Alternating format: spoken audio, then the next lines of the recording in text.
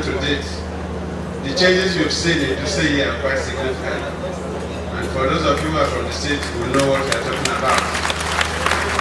I remember how we came in that 2007, where we said that did a rally, where we slept, etc. and etc. And what we have observed here. I have to commend Governor Sule Lamido for what he's doing. That way they assured the governor and indeed my good brothers and sisters from Jigawa State that the federal government will continue to partner with the state to achieve more.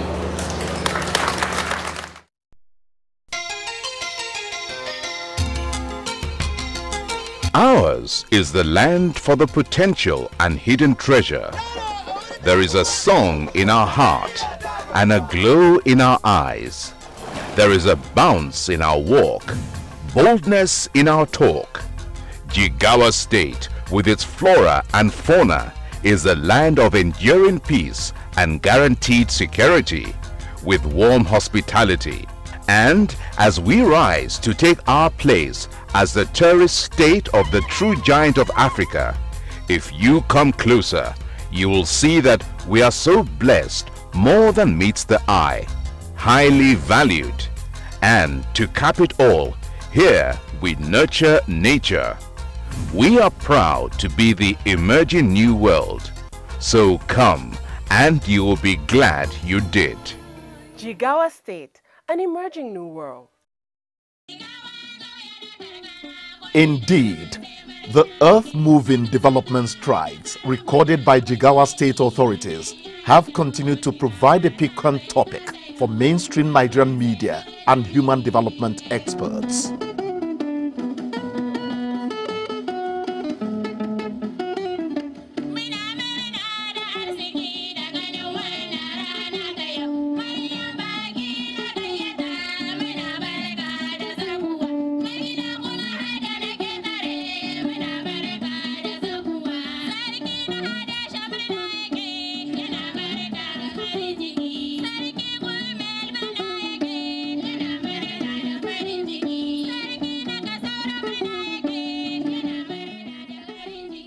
When the state celebrated 21 years of existence and 5 years of spectacular development under Governor Sule Lamido, special guest of honor at that occasion was former head of state, General Ibrahim Babangida, who could not but speak in superlative terms about the commendable activity on the Jigawa landscape.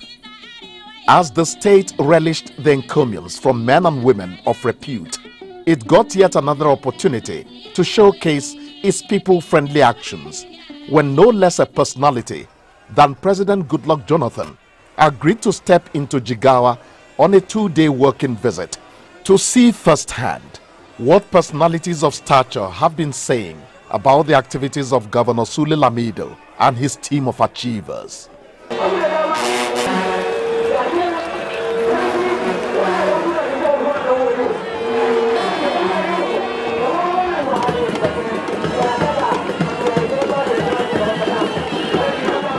Naturally, the ancient relics and traditions of Jigawa people were ready for Jonathan when his entourage got in to behold the change that had happened just over 5 years of his stopover in Jigawa during his campaign for president.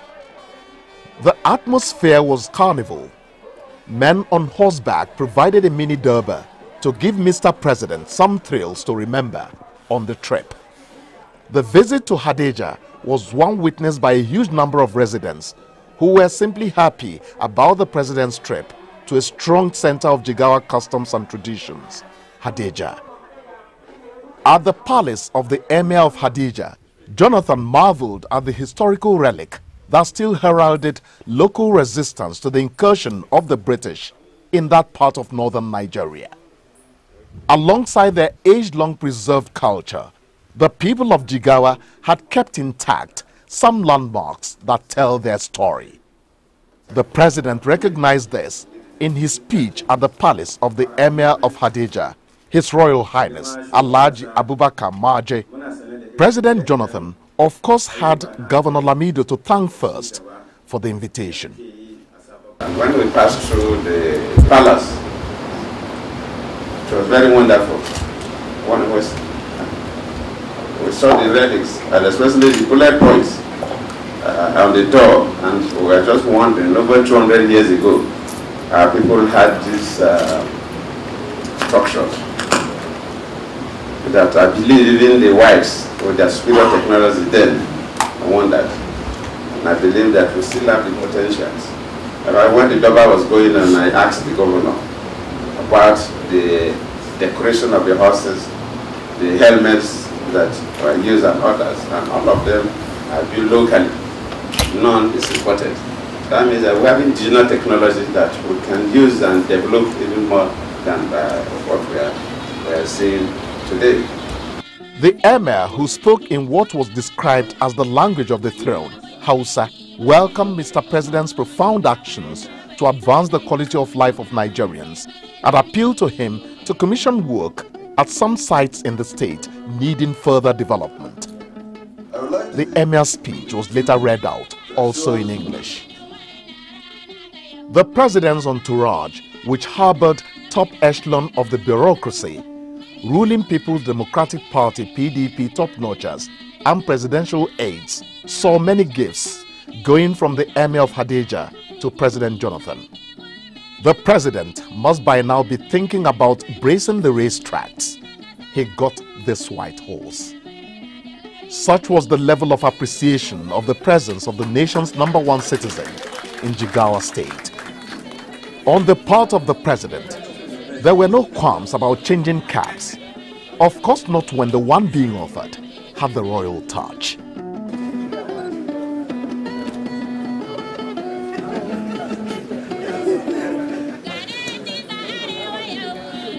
When everyone trooped out for an exhibition of some of the things that make Jigawa tick, the president must have marveled at the size of fish hanging from poles. Anyone who has the impression that Jigawa is landlocked and dry must have second thoughts. But the fish were to prove a tip of the iceberg of Jigawa State's marvelous agrarian life, which further had the foods and delicacies of the state on parade. Departure from the Emir's palace was expectedly majestic.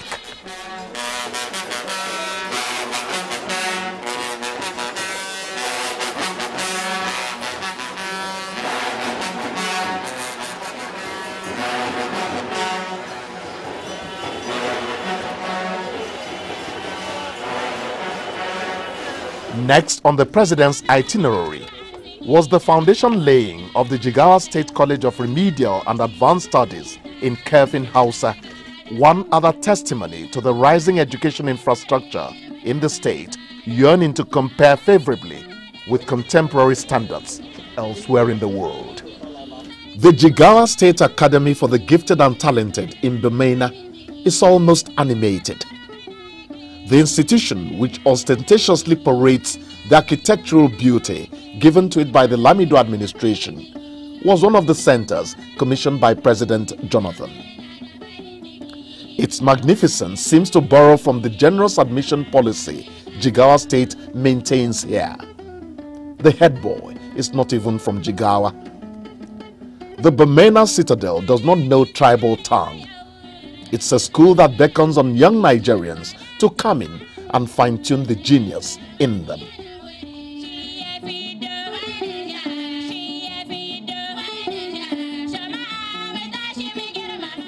President Jonathan was then engaged in a community dialogue and interactive session where Governor Lamido firstly introduced him to a gathering of men and women who were part of the rising profile of the Jigawa story in development. Lamido told Jonathan that whatever development the people were engaged in, the state's identity within corporate Nigeria was a factor no one would compromise. We were united in that direction for Nigeria, for its stability, for its security, and for prosperity. So when you came here campaign, I said, as a people member, you are a leader. I ask you to address Nigeria, say anything you want in Jigawa State, address Nigeria. You can say anything because here we have no any constraint. We have no moral problem. We know what we want and we want to put Nigeria. So I say, sir, feel free to speak. And it's only address Nigeria and nation because that triangle, name what Malawi become, the symbol of liberty and freedom. For their part, other members of the Stakeholders Forum welcomed the President's support to the development of Jigawa.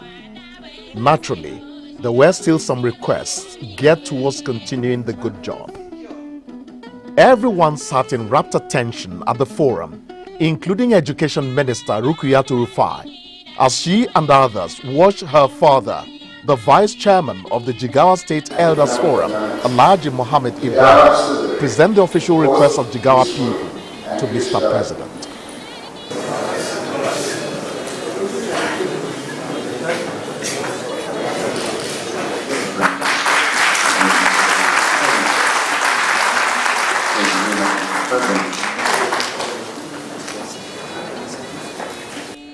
When it was time for the President's response, he again demonstrated his characteristic openness by asking relevant ministers on the entourage to firstly address issues raised. From the urban area where you have very huge settlement. Well, His Excellency Mr. President about 2 months ago graciously approved that we do a kind of bypass, or rather we do a spur that will lead from Shuarin to Duse to Kwana Huguma, so as to serve the people of Jigawa State.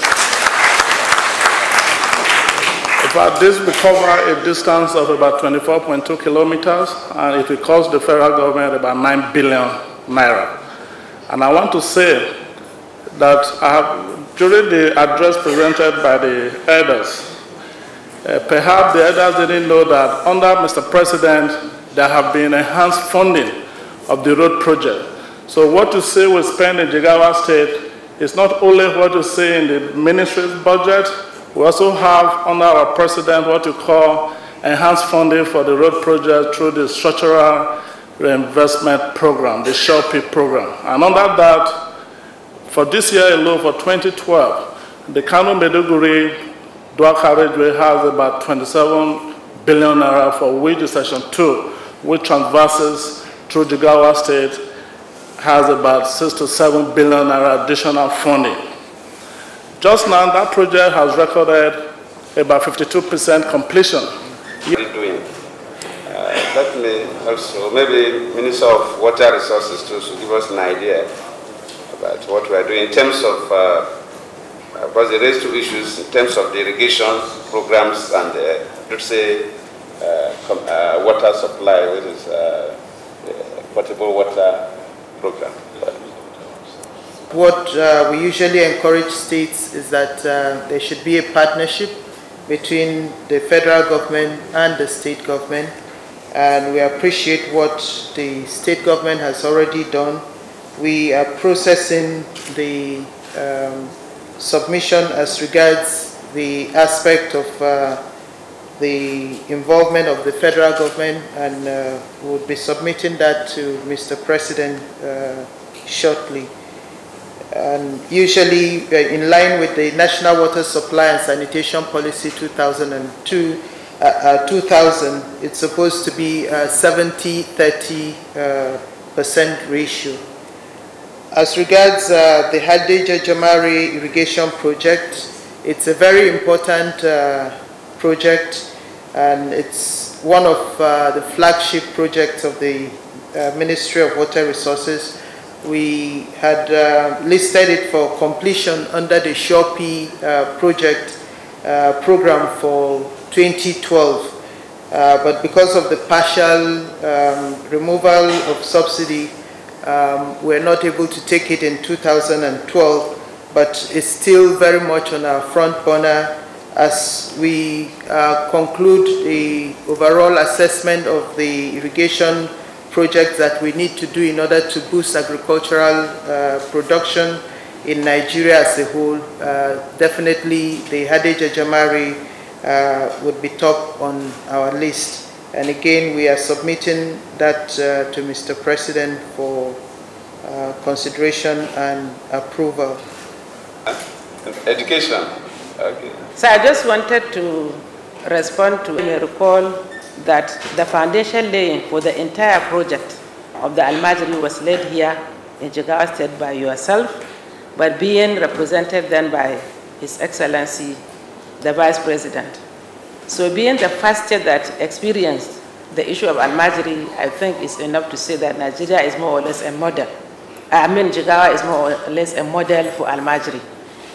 Of course, the launching was made in Sokoto by your humble self, Your Excellency, but the project here in Jigawa State has been completed since.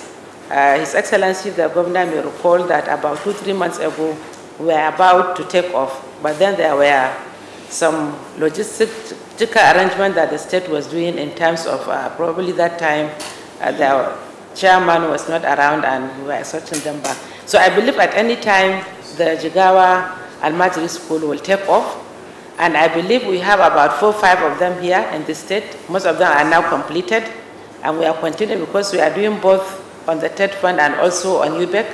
And what we expect is for all the states that we have these schools to continue to replicate this issue of Almajiri schools until we reach the level that every child, every Almajiri is in school. In his overview, President Jonathan expressed his profound appreciation of the commendable happenings in Jigawa and aptly pledged to study the request tabled before him. He further addressed development in Nigeria in general and Jigawa in particular. Take this one as a major document and study it very well. See the way we will integrate some of these key issues you raised into our own programs.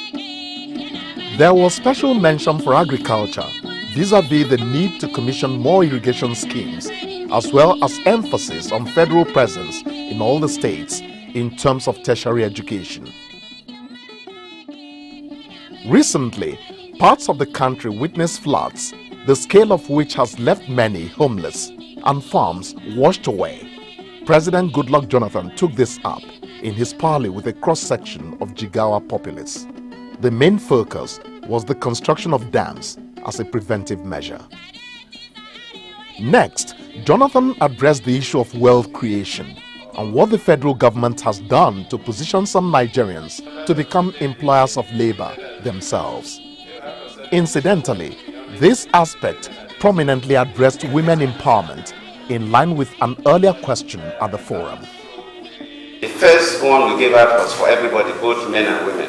The second one was dedicated only for women, to make sure that more women benefit. That is just for the UN program and the SHOP program. So we are also having other products that will encourage women, in addition to giving privileges and opportunities for women in every part of our own administration. This is the very first time that we admitted women into our Nigerian Defense Academy. Yes, before this time you see female people wearing military uniform in the Army, the Air Force, and the Navy, but they don't go through the Nigerian Defense Academy. So none of them could have become a chief of air staff, or chief of naval staff, or chief of army staff. But now we have admitted the first set of competent women going through the Nigerian Defense Academy. At the end of the town hall meeting, Governor Lamido expressed his gratitude for the first-hand information from President Jonathan. So what was I want to once more welcome you, sir. And thank you very much for this wonderful family discussion. It's been a very, very happy day for you. But then again, you see, like I say, we only come here all the time, so when you come, we'll try and also exploit you. So please allow us to live with us. So thank you very much for the understanding, for the support, and for this family discussion. And the emirs, the deputy governor, and all of under this assembly, I need indebted to you for this opportunity to be able to see you and talk to you and hear you firsthand. And you have been very, very inspirational in the discourse. And now we know that, yes, we've got a leader with whom we can form very partnership which is based on sincerity and honesty.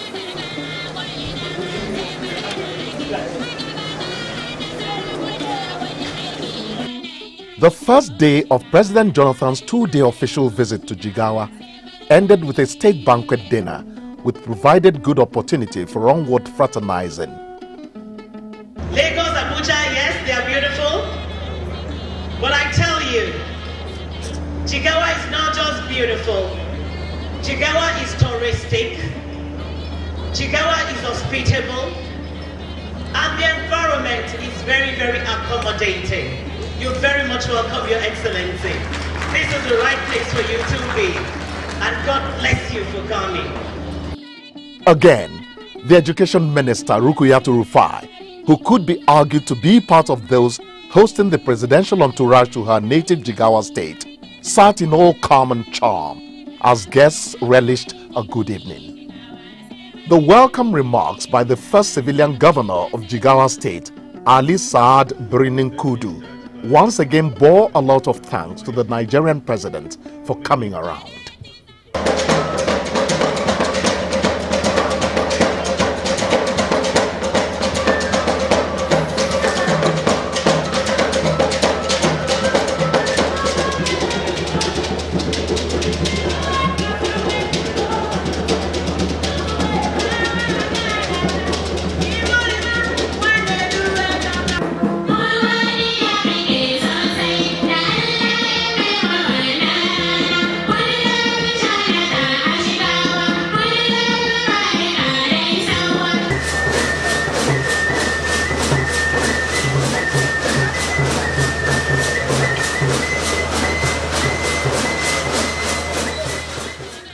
As the evening wore on, Governor Lamido again took the opportunity to thank the president for coming, as he further expressed appreciation to the PDP for giving him the political platform for becoming governor.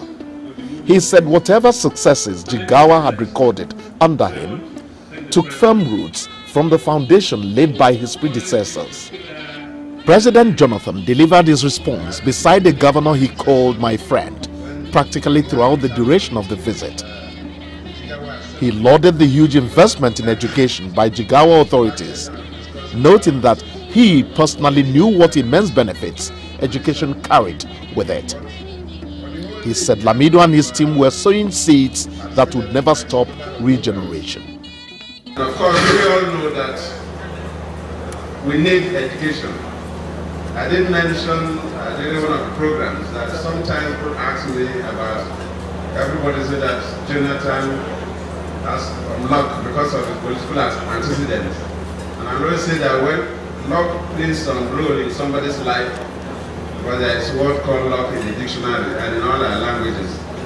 But still, if I did not go to school, no amount of luck would make me the president of Nigeria. So for a governor that is focused, will emphasize the education. And I have to thank the governor for laying a very solid foundation in the educational sector, because that is what it should be. You can consult the best road today. After some years, definitely the roads will wash off. You have to resurface. But when you build a very solid educational foundation for a state, to continue to grow from strength to strength. And I commend him for his initiative. On the whole, the first day of Jonathan's visit to Jigawa revealed uncommon development strides by Jigawa people to the Nigerian leader, just as Jonathan himself relished the joy of meeting directly with a sizable portion of his national constituent. He had visited the state earlier on more than one occasion, but this time around, the president was fulfilling an electioneering promise to go around and see the people directly, know what they want, and possibly set about meeting those needs. It is a fulfillment of sorts of the social contract. We'd like to formally welcome His Excellency the President and the Commander-in-Chief of the Armed Forces, Federal Republic of Nigeria, Dr. Goodluck Jonathan. We shall bring you the second day of the President's Jigawa trip in our subsequent edition of the program.